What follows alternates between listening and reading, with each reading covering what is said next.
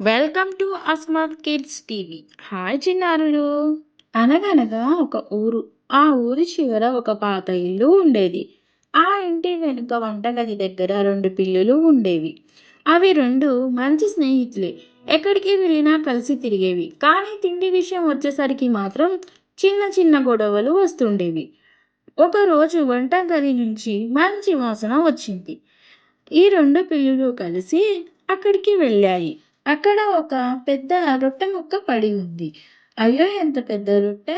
ఈ రోజు పండగే అని ఆనందంగా తీసుకుపోయాయి. వాళ్ళిద్దరి మధ్య ఒక చిన్న గొడవ జరిగింది. ఇది నాది నాది అంటూ వాళ్ళిద్దరూ గొడవ పడడం మొదలుపెట్టారు. ఇద్దరికీ మాట పెరిగింది. రొట్టెని ఎలా పంచుకోవాలో అర్థం కాలేదు.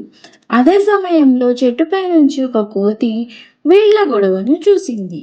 ఏమైంది పిల్లలారా? ఎందుకు గొడవ పడుతున్నారు అని అడిగింది. పిల్లలు జరిగిందంతా చెప్పాయి. కోతి నవ్వుతూ, అయ్యో, ఇంత చిన్న విషయానికి గొడవ?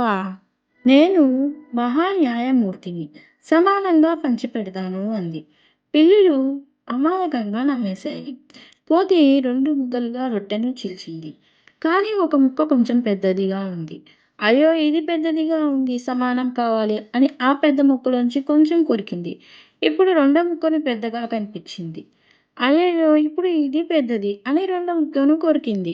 ఇలా కొరికింది, కూల్చింది, మళ్ళీ కొరికింది. చూస్తుండగానే రొట్టె చిన్నదైపోయింది.